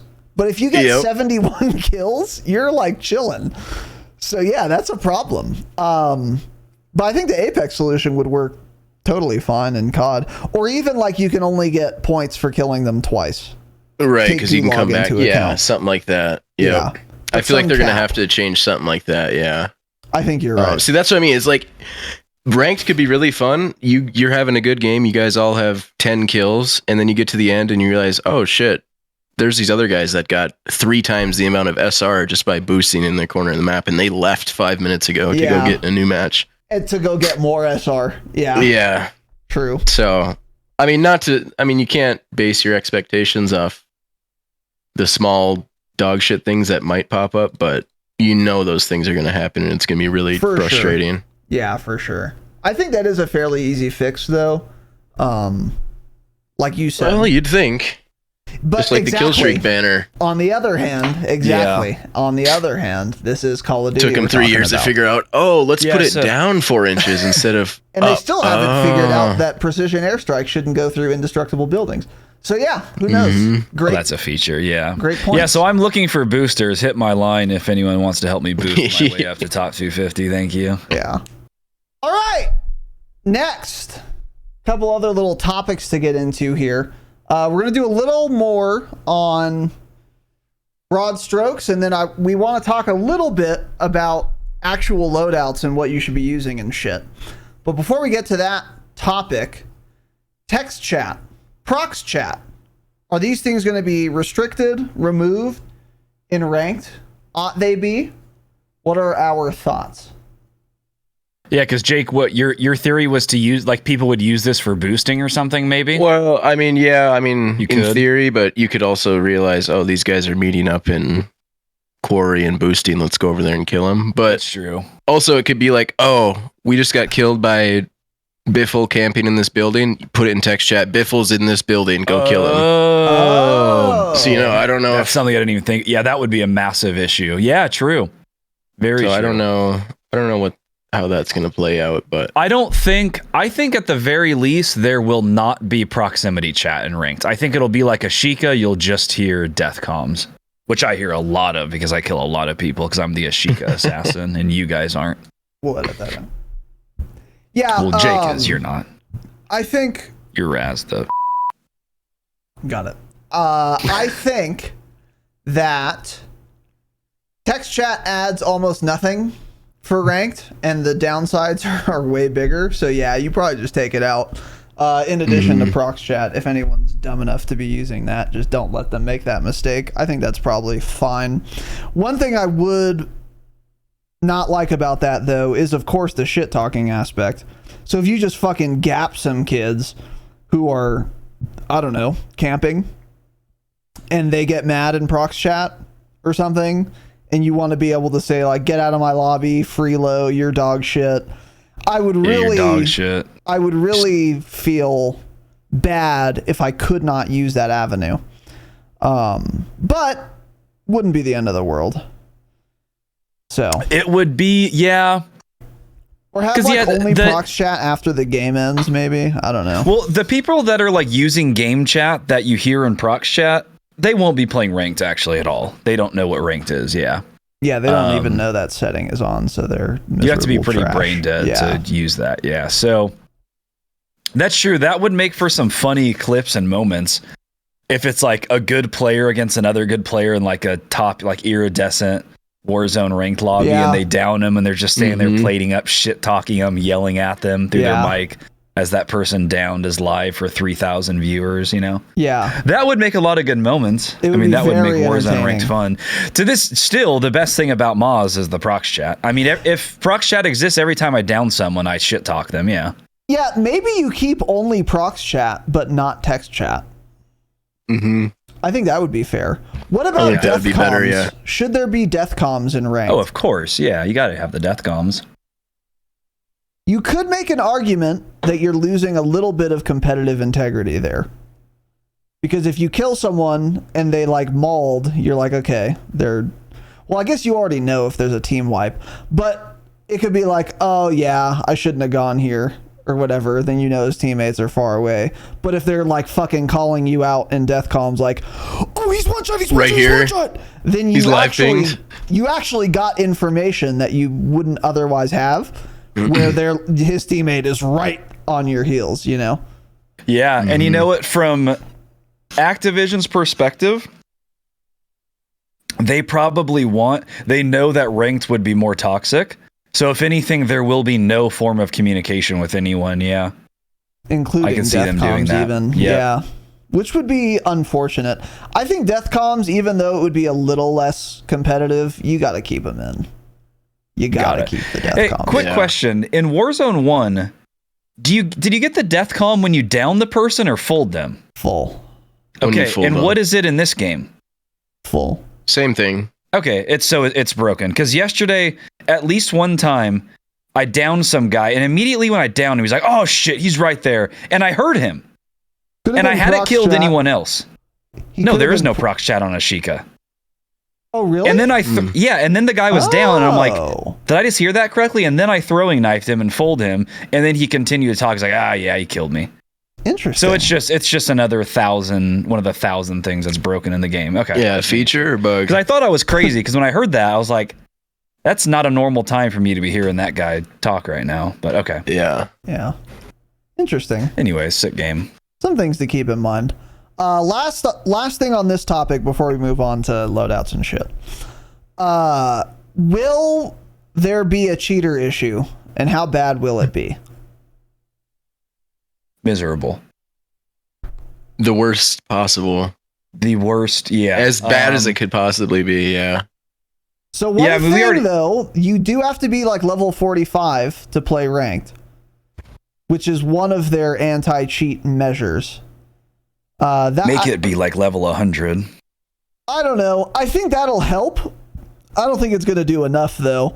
I feel like there's already quite a few people cheating in pubs, so the incentive is going to be, obviously, of course, way fucking higher in ranked. And if you're high rank, then there's going to be a lot of cheaters in your lobby, because if you cheat, you're going to tend to rank pretty highly. And I think the sinister thing about this game is that a lot of the people cheating are very hard to detect, and you probably die to cheaters every time you play and don't know it because they're walling, they're not aimbotting, and it wasn't obvious on the kill cam that they wall. And I think it's going to be really fucking bad in ranked. Like, really bad. Yeah. I mean, yeah, you really, there will not be a lobby in ranked that doesn't have at least one cheater. Like, even if it's just someone walling, and it'll be worse than that even. I mean, people say, I've seen more people complain about multiplayer ranked in the last few weeks than ever, I think. Like people are saying the cheating situation is even worse in multiplayer ranked now, somehow. And those are all paid accounts. I've seen like former CDL kids that are like, I don't know how you guys are still playing ranked. This shit is unplayable. Like, every lobby has like, not even someone trying to hide it, just people like eventually just rage hacking. I think it was L or someone posted a clip of some guy that was a closet cheating the whole time, and then at the end he just went full rage hacking. Yeah, he said his team and the other team were cheating. That was a hilarious. Shout out to L. Jesus. That was a hilarious message. He said, "Yeah, so I'm playing ranked solo queue, and the other team was cheating." But luckily I won because also Smile, my team, was cheating. So everyone was cheating. So I mean, that's like, in multiplayer, that's 20% of the lobby. Yeah. Yeah, that's 20% of the lobby is cheating in ranked multiplayer when it costs $70 to get in. Yeah. We're going to have 150 players on a free-to-play game. I know. What is 20% of 150? Fucking 40 people, 35 people or something. I mean, well, and they're probably too many. These giant cheat like Discords and companies. They're probably going to have, like account farming. So they're going to have people leveling up counts to level 50 in pubs and then just selling them $5 on a level 45 account. Yeah, you seem to know about this, Jake. Yeah, I would have never thought about it. I mean, I thought about it for 5 seconds on like software update. Ted Timmons. Yeah. Interesting. Yeah, that's true. They would just give you an account that's already leveled, probably. So if anything, this is going to make pubs, I feel like, is going to be filled with cheaters leveling up their account. Yeah, that would be a good little side hustle for us, Raz. Maybe Engine Owning will be hiring people to level accounts, cheating accounts. Yeah, get a creator code for Engine Owning. Yeah, I'm going to check out Engine Owning later. Can you imagine if we did an Engine Owning app? Holy shit. I would do it. Funny. Yeah, we should DM them. Yeah, let's see how much that would be. Business@thedropshot.com. I would do it too. Yeah. So here is, again, this is almost certainly cope, but something to keep in mind. It's possible. It's one of Tanner's theories, or potential theories, was that maybe they are still conducting the information gathering for Ricochet right now. So they're essentially allowing people to cheat to get a bunch of data so that when Ranked comes out, they can deploy all of their anti-cheat measures, which they are not doing on purpose right now so that they can collect data. I think that's possible. The reason I'm less inclined to believe this is because when they did the information gathering campaigns in Warzone 1, in which they allowed people to cheat, what they also did in conjunction with that was all the cheat trolling shit they had. So it's like, yeah, I know you're cheating, Ricochet says. I know you're cheating. I'll let you cheat, but I'm going to damage clamp you so your bullets do 1 damage per shot. And that was a good half measure in that they were still allowed to collect some data, but also it wasn't ruining everyone else's game. Whereas right now, that does not seem to be the case. Because these cheater-infested multiplayer ranked lobbies, those people aren't damage clamped or anything. Otherwise, people wouldn't be bitching as much about it. So I'm less inclined to think we're in an information gathering stage. I wonder, does multiplayer not have all of the same features for Ricochet? Because like every time they show off and people post clips of either like a cheater point of view where someone disappears or they're not doing any damage, it's always in Warzone. I wonder if those features even exist in multiplayer where people can disappear on your screen. It's a good point. I've never heard of it. Yeah, I wonder. I don't think I've ever seen it. So maybe they have less features. Maybe they don't have any of those. Maybe multiplayer is just like you cheat and eventually get banned. Sure, you rage hack for 4 days straight, but you eventually get banned. Whereas Warzone has all these other features that maybe we don't see in multiplayer, and that's why it's so bad. That's possible. That's copium, I'm sure, but I'm just saying I've never seen a multiplayer clip like that ever. Yeah, I haven't either. Yeah, it's like these guys rage hacking and ranked. You would think they would get one of those eventually, clamps, right? Yeah, someone would get clamped or disappeared. Seems like it doesn't happen. So maybe that's it. Yeah. Maybe it's just so common that no one bothers to post a clip because they just think everyone knows. Yeah, that's true. They say, "Oh, just go watch my stream. That it's a clip." Yeah, every other match. Here's my 5-hour VOD. There's your clip. Yeah, yeah. So yeah, I'm inclined to think there's going to be a ton of cheaters though, particularly wallers, and it's going to be very frustrating because you're going to see a kill cam and you're going to think, "Man, am I this dog shit?" No, half the people in your lobby are walling, man. Sorry, it's just not super obvious from that kill cam you got. But we'll see, I guess. So, I would hope for a little Ricochet fucking progress report like they've done a couple times. Yeah. Right before Ranked comes out, where they say, "Hey guys, I know that Ranked multiplayer, your rating doesn't actually mean anything because we've just been letting people rage hack on you. But here's why, smile, and here's what we're gonna do." I don't know. We'll see though. But anyways, let's move on now to some questions of strategy for ranked multiplayer, or excuse me, for ranked Warzone. Normally we play quads. Normally we buy a loadout. We just loot and then buy a loadout and then buy our second gun. In trios, although a loadout costs less, you might argue it still, on average, takes more time to buy the loadout than in quads. I'm not sure if that's true, but maybe. What is your loadout strategy? Are we still just buying a loadout and then buying a separate gun? That's probably the play regardless. For Moz, yeah, right? For sure. 100%, yeah. Yeah, I don't know. Did they say, I know they said you're getting your team-based loadout now, but did they say it's going to be, is it going to work just like how it was, where it's always within like 200 meters or 150 meters of you? Because if that's the case, then you might just save up, buy your AR, and then just wait for that, because you know it's going to, just sit in the building and hold it down for a minute and wait till you know you can get your other gun, because you know it's going to spawn only so far away. I don't know. Yeah, because I'm assuming it's going to work like Caldera, where it's going to land in the circle. So if you're 800 meters outside of the first zone, I assume it'll land at the closest point on the edge inside the circle as well. Yeah. That makes sense. Again, it'll fall through the map and you won't be able to get it anyways, but that'll be fixed by Warzone 4.5. I don't know. Yeah, I think there's too many variables to honestly even have a big strategy for this yet, since we don't know exactly how all the perk packages are going to work. We don't know how the stowing of the perks is going to work, because we talked about that on Thursday, and it does sound like you don't stow individual perks, but you can stow a second perk package. Right. Which means if you kill some guy and take his perk package, that's like the same as yours or something. Like Jake had pointed this out in Discord, that it was like, it could be the same perk package, but you have high alert and then his package has ghost.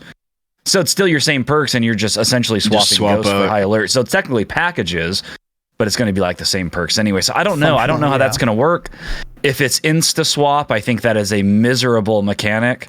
It's a terrible idea to implement in the game. You can just swap a perk on the fly like that. As soon as you hear UAV inbound, what are we all doing? Equipping our ghost perk package, right? I mean, it's before the first sweep even hits us. That's something that's totally fine for pubs, but in rank, that is the exact opposite of what you would want. So yeah, I don't understand that at all. Or if you're pushing a stronghold that's captured, just be like, oh, put your ghost on real quick. It's so cheap. Yeah. So it's like, okay, great. You guys finally made unlimited UAVs. No one will ever be on the UAV because the whole lobby will be ghosted because they're all holding 15 different perk packages. Yeah, exactly. Yeah, so that is a fucking miserable idea. Ted thought of that one at 3 a.m. for sure, sitting out on his porch, trying to get creative. So fuck you, Ted, for that. I don't know. I don't know how the loadout situation is going to work because it's so dependent on these perk packages. Because you can buy the packages, you can loot the packages. How much are they to buy? I don't think they said, did they? No, they didn't say any of that yet. So, but you can loot them again. So if I loot a good perk package, we don't know. Maybe they'll change some of the perk packages too. So maybe there will actually be a meta perk package this time that has literally everything I want. If I can loot one, then all you have to do is buy your 2 guns and you're set, and you don't even have to grab the loadout. You don't even have to worry about that. Yeah, you can just save it. I don't know. Yeah, there's so many variables because we don't know yet. The same as a loadout virtually though. 15 versus 16k if you just bought your guns. If you picked up a perk package. Oh wait, no. Well, it costs 5K. Yeah, for 3 people. Well, to buy it for everyone. Yeah. And the other thing I know, like Doug and someone else, they posted like the list of all the other hidden changes that they're coming out. I know one of them said that the perks will drop. I think I read this, that the perks will drop like if you already have a perk package on, you pick up a loadout, your old one will like drop and you'll be able to pick it back up. So you don't. So if that's the case. Yep. Yeah. So like, idea. Yeah. Well, I just mean if you buy a loadout right at the beginning of the game, 2 minutes in or whatever, and then you get your free loadout, you could just pick the other one with the other, just ghost instead of high alert or whatever. You immediately have your perk package. Yeah. So if that, like, there's just so many things we don't know exactly how they're going to work yet that could change entirely how I set up my loadout and what I do. Yeah. So still a lot of questions there, but yeah. Some decent little ideas there, things to think about. Next one we can talk more about, I think. How are snipers going to fit into the meta? Because there are one-shot snipers now. I've been told by Tanner that all of the quote-unquote Warzone pros are mad about this, and they don't want one-shot snipers to be in Warzone at all, or at least not in ranked. And I am on record, and I still have this opinion, that these are just not as big of an issue as these guys are making it out to be, especially with how dog shit one-shot snipers are, because they have 200 meters per second bullet velocity. But, I've played like 5 games of Moz since this change, so, I mean, I could be super wrong. And maybe these people are hitting way more shots in custom lobbies with a bunch of people who are good at sniping. But my point was, these people are going to be like better at sniping on average in the higher skill ranked lobbies. But also the people you're trying to shoot are also higher skilled. So they're not going to be standing still. They're not going to be, just in the open, not moving. they're going to be sliding, dolphin diving, getting in full cover, etc. I don't see it as that big of an issue. And I also don't see them banning one-shot snipers anytime soon either.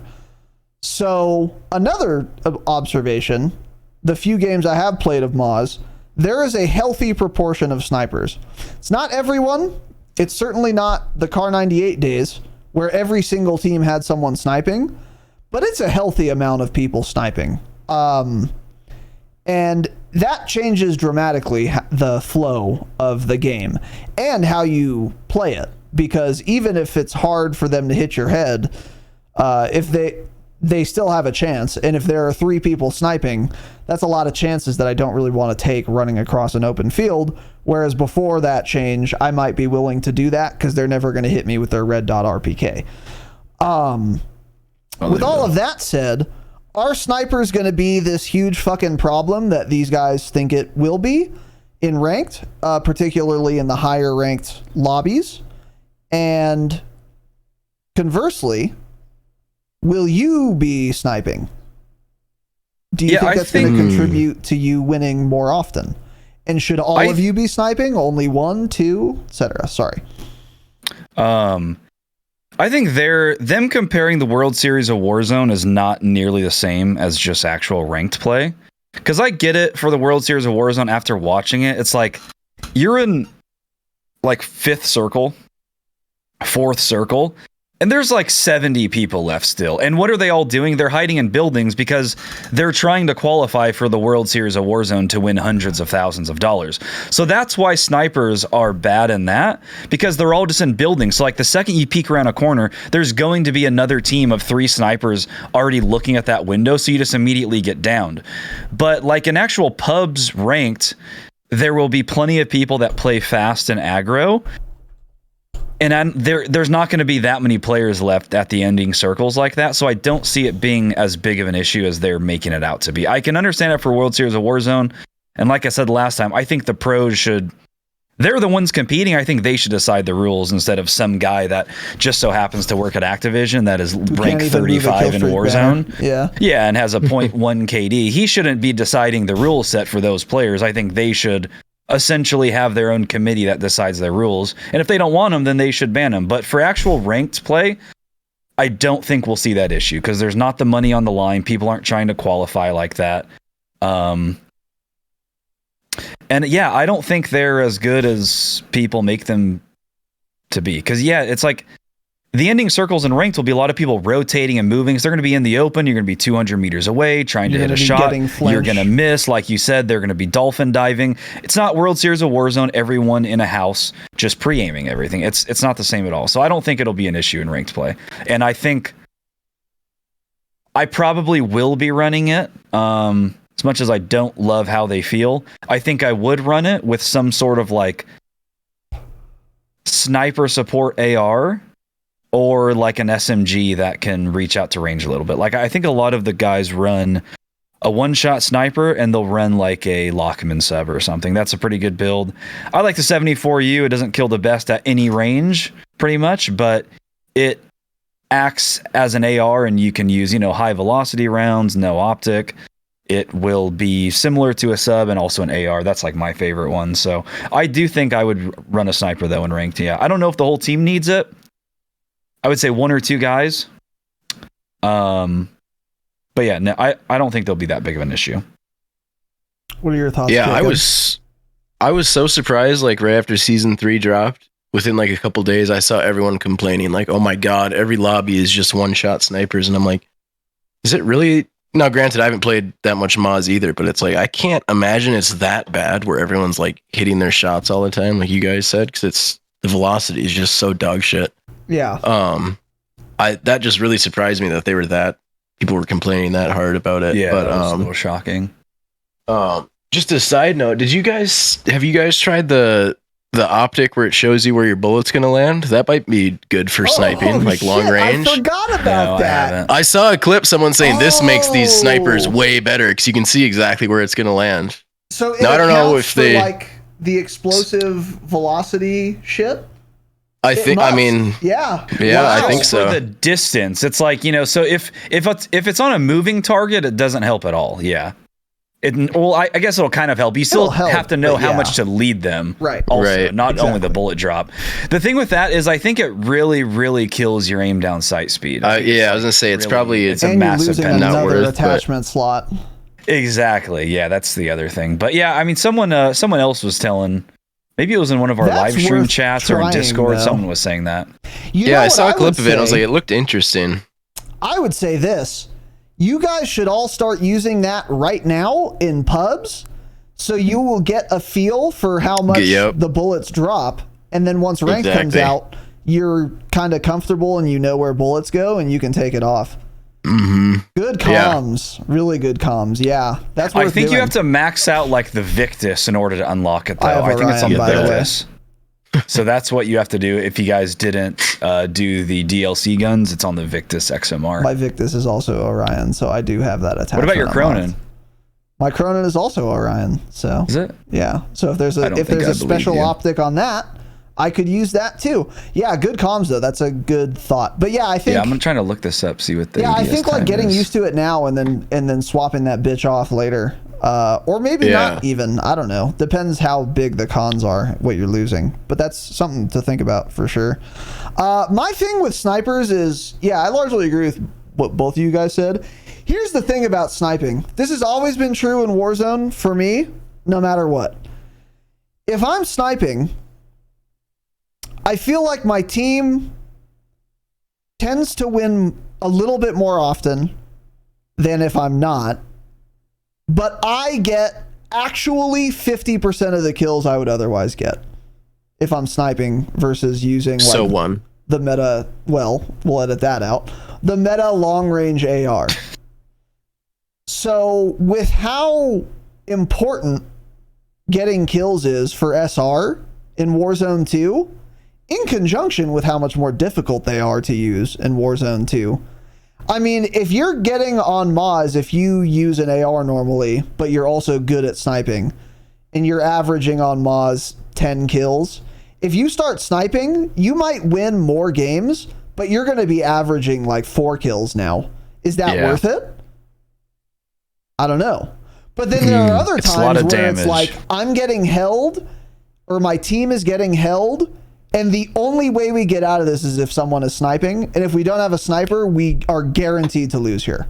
Because that head glitch is that nasty that he's on or whatever.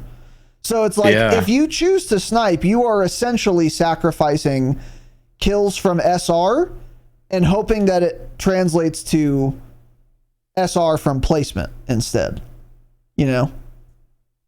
Yeah, I've been thinking if there's especially with portable buys coming, like if it's getting late into the zone and you know that those kills in the last few zones count way more, and you guys are sitting on a building or something, or if there's a buy near you, throw your portable buy down or go hit the buy that's near you, buy a sniper, and then that way you're in the last zone. It's way easier to hit the shots and it's much quicker. If you can get the headshot and you team shoot and get the finish, that's easy money. You get those way higher SR kills way faster than you would if you're shooting a red dot Cronin or something. And the gun you sacrificed is on the ground right next to you. It's still there, exactly. That's kind of what I've been thinking. I feel like it would almost be better end of game, where if you can jump down to the buy and grab a sniper quick and on the circle, like you said. Though. Yeah, of course. If it's completely open, I mean, I don't. Yeah, it really depends. I don't know. That's a good thought, though. I think you're right. So that scope, it's not terrible. It adds 30 milliseconds to your ADS. So not as bad as I thought. I thought it'd be like at least 50. But you're also losing again, like you're losing ADS one grip. attachment. Yeah. So it's probably like 100 more milliseconds actually. That's true, because you're not getting Yeah. Yep. So I don't know.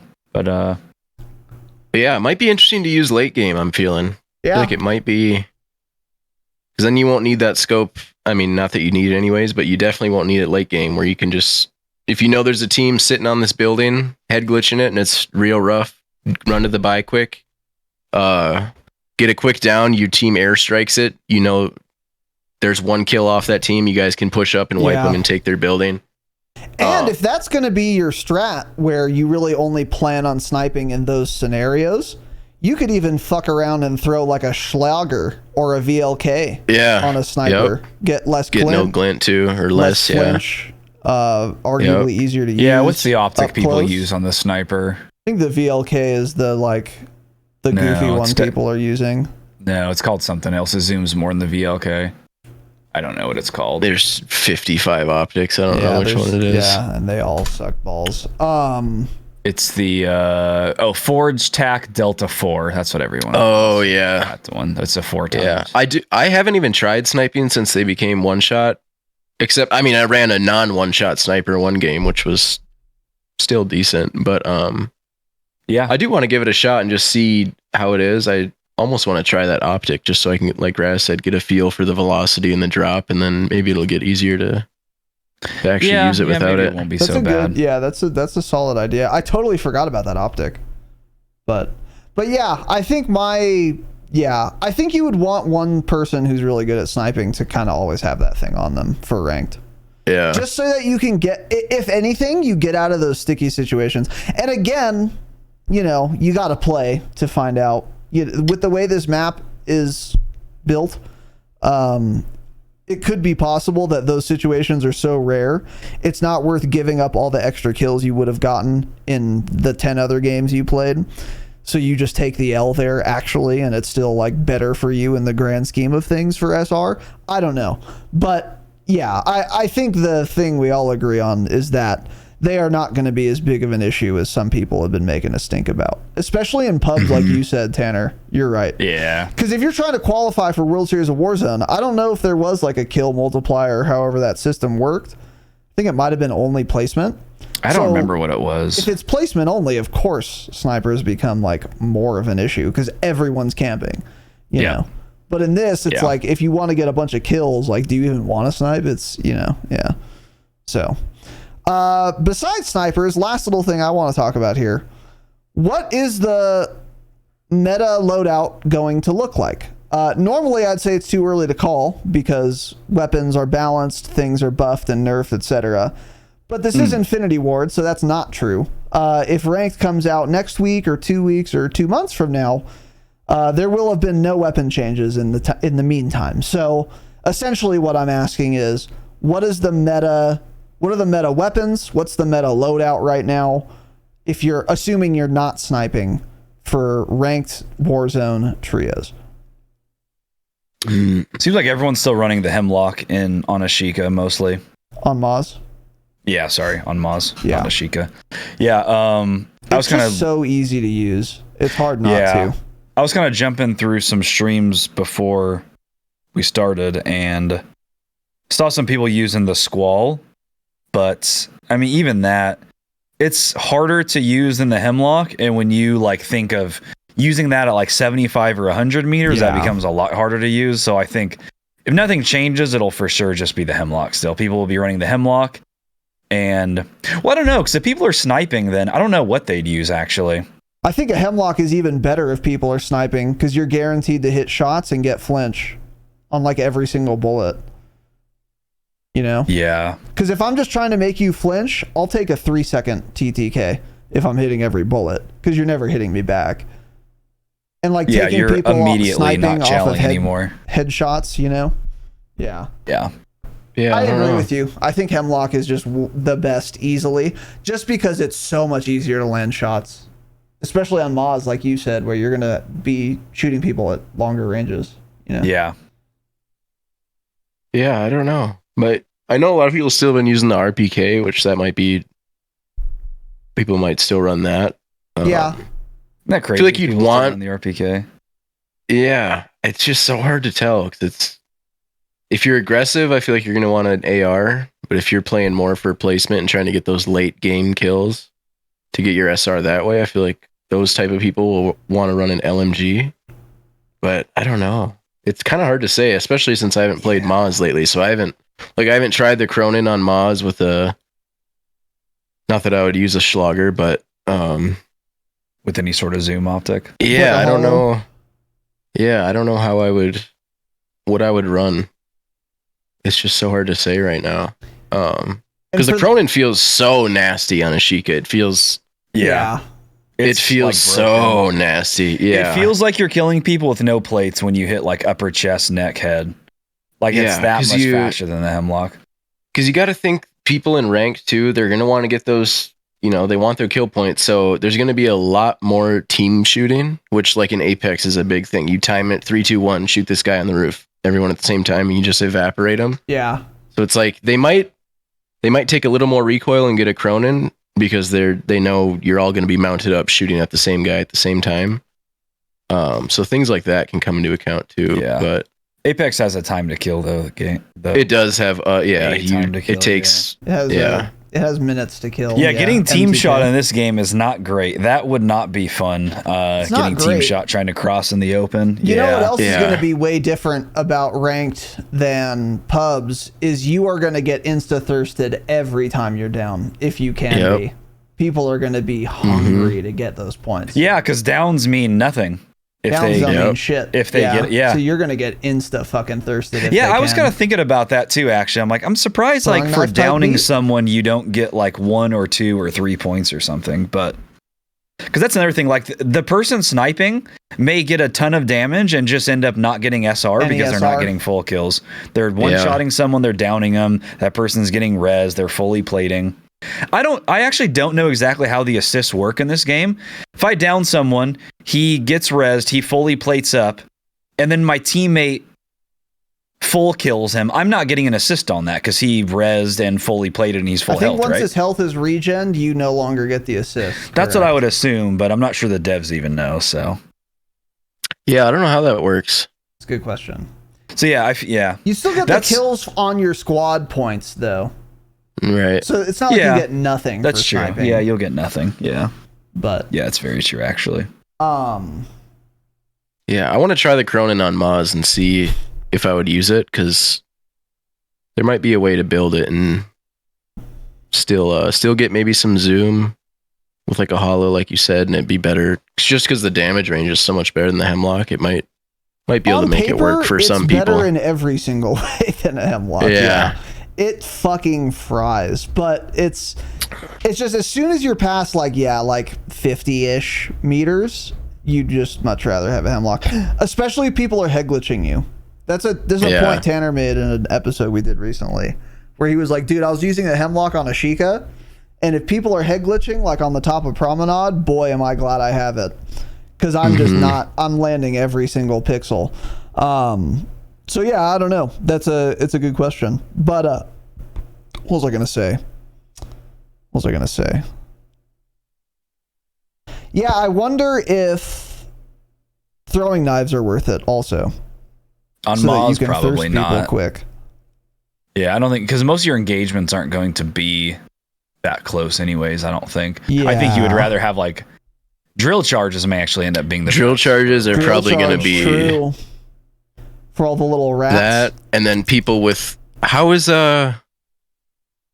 restock or whatever going to work? Can you just put that on your perk package, put down 2 claymores, restock them, and then take it back out? Hilarious. And all three of you have restock, and you have 6 claymores surrounding the building. Yeah, and then you switch to your other perk package. I don't know. Me hearing about the stowing perk packages just left me with hundreds of questions. Mm-hmm. Hundreds. Yeah, that's a good question. It's just not a good idea at all, I don't think. Yeah. And of course, most of those guys don't seem to think it's going to be an issue at all. Yeah. But that was my first thought was everyone's going to have restock. Yeah. Put 3, everyone puts 2 claymores down on every door and staircase, and then switch back instantly, and boom, there you go.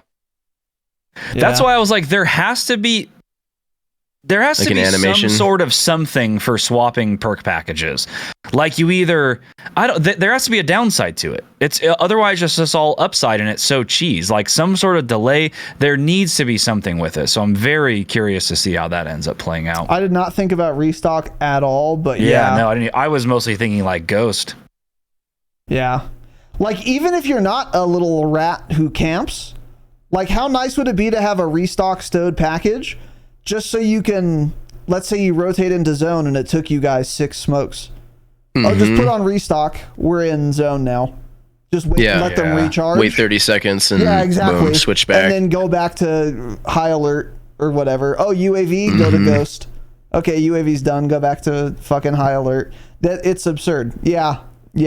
Lot of questions there. I think there's going to be a lot of cheesy shit with that. Yeah. Yeah, it's not a good idea to have. Drill charges are going to be nuts, though. I think you're right. Oh, God. I think you're right. Yeah, you're going to be holding down a building thinking, oh, we got a nice spot here. And all of a sudden, 4 drill charges on each side, up through the floor, through the ceiling. We lost a game of drill charges once. We sure did. Back. We did. Yeah, we were on the roof. And what did they do? Throw actually like 4 drill charges and a muni from below. In the kill cam, you see him. I saw my guy. Throws 2 drill charges, throws down a muni. Fucking 8 more. Yeah, it was a mess. So anyway, run bomb squad for sure, or whatever the fuck it's called. But on one perk package, and then swap out once the drill charges are over. Yeah, as they're climbing the ladder onto the roof. Yeah, swap back to tracker or whatever, double time. Yep. So anyway, woo, fuck baby, woo, ranked baby, ranked ready, yeah, ranked ready. Anything else you fellas want to talk about here? I don't know. I think that was the perfect episode. Looking over the notes. Yeah, one of the other restrictions I'm wondering if they end up doing are the armored vehicles that don't have the turret on them. Because JGod had said no turreted vehicles or heavy choppers, but if you watch Solo's gameplay, if I ever watch Metaphor and it's late game, people are just driving around in those things that don't even have a turret on them because they're the LTV or whatever. Health. Yeah, I think it's called the LTV. So I wonder how that's going to work. I feel like that shouldn't be in either, but we'll see. Yeah, that's hopefully they actually make drastic changes based on things from Season 3 Reloaded to Season 4 that we're maybe not thinking of because no one's played it yet. Because, there's for sure going to be some obvious glaring mistake and major issue that we haven't thought of yet. That'll be like, didn't even think of that. And it's going to be, I'm going to be curious to see if they actually fix that going to Season 4. Because, they're putting this as the beta. Right. So, that's to be expected. A lot. To be fair to Activision, they're going to make mistakes. Yeah. It's impossible to not play the game. Like, you got to kind of just put something out there, see what's being abused, and then fix it. So, that's fine. And when those things pop up in the first week or whatever, I will be very forgiving. If, like you said, they actually treat this like a beta and actually change them before Season 4. Will that happen? Probably not, but that would be the idea for sure. Yeah. So, and then my last thought, do you guys think we would ever get a Resurgence ranked at all at some point? Yeah. No. No, huh? Yeah. I just kind of went on. I don't think they'd even want it. System. I don't think the people who play Resurgence would even want it. That's true. Because it would change the way people play. I don't know. Yeah. Maybe. I don't know. I haven't thought about it too much, but my initial thought is no. Like, people who play Resurgence wouldn't really want a ranked mode anyways, but who knows? I think that's kind of true. Because think about the average Resurgence player. It's the more casual BR mode. So it's like the more casual players play it, and by definition, casuals don't really care that much for ranked. I don't think we will ever see ranked Resurgence. It'd be a long time away. It wouldn't even be in M2's life cycle. Yeah, it would be like a year from now, probably. But I think it would be cool, though. I think it would be cool. I think before they ever did that, though, we would get more player count, more squad sizes for mods, probably. Like they would add in quads or solos, duos. That's the thing no one's ever talked about either. Will it just always only be trios, or are they also? Do they have other? Squad sizes planned that may not come till Season 5 or Season 6, but I don't know. Yeah, I wonder about that. There needs to be more than trios. I know that. But it's fine to start with, but long term, I think there needs to be more for Warzone. I think so too. I think you would want, if anything, solos, trios, quads. I think those are the 3 that are like very different from each other. Yeah. Yeah. But I just don't know how big the solo player base actually is. If it would be worth doing a ranked, I think a lot of people would play ranked solos because they don't have friends. They're fucking losers, and they would mold at their teammates, so they'd rather just play solo. I think that's a lot of people. Yeah, honestly. They obviously have the data, and they must probably think that trios is the most popular mode. I would also imagine. Yeah. Because solos has to be more dead than trios, I would think. Another reason to have ranked solos too, though, that would be cool is like, you know, if there's only ranked solos and trios, and I'm like waiting for my friends to get on, I'll play some ranked solos. Like, I don't really care that much about my rating in that, but it's also more fun to play than pub solos, and it's something to kind of do while my friends get on or whatever. That would be cool. Like, that's how World of Warcraft is. There's 2s and 3s in that, and people will just fuck around on 2s and they don't give a fuck about their rating, really. But then 3s is like the try-hard mode. That's where, like, you know, they take it real serious. So it would be cool to have that option, but yeah, I don't know. So anyway, that is it for the Triangle Table. Let us know how you guys enjoyed. This is the pinnacle of Call of Duty episodes and Call of Duty podcasts, obviously. And if you wanted to lay some more bricks on the foundation of the pyramid, the pinnacle that is this absolute broadcast, patreon.com/thedropshot. Ad-free episodes, every single goddamn one. Sin ads, no ads. And you get up to 5 bonus episodes per month. And you get early access as well on the public episodes. Pretty much right after we're done recording them, we render the audio, put that bitch on Patreon, and then in a couple days, I put it on the public feed. In a couple Sometime days. when you feel like doing it, At a time. So if you want to get them earlier as well, without ads, patreon.com/thedropshot, or if you just want to support the program. That is it. We'll be back next week. Jacob, thank you very much for being on. I would ask you to plug anything if you cared to, but I don't think you stream or create content. No. So, yeah. No, just rage in pubs. That's all I do. Don't follow Jake. He's given up, yeah. He has resigned. Warzone 2 killed his drive, yeah. Thank you for watching and listening. We'll see you guys next week. Join the Discord. Follow us on Twitter. We have the blue check mark, by the way. Woo! Nerd. Fuck. You paid for Twitter, LOL. At the Dropshot Podcast, blue check mark, verified account. Elon did it personally. We are not paying $8 a month. That's fake news. He did it. He bought it for us. Yeah. That's correct, yes. And the community notes, if we ever made that tweet, would reflect that. Elon did, in fact, pay for this Twitter blue check mark. So anyways, thank you for watching and listening. Stay humble. That one.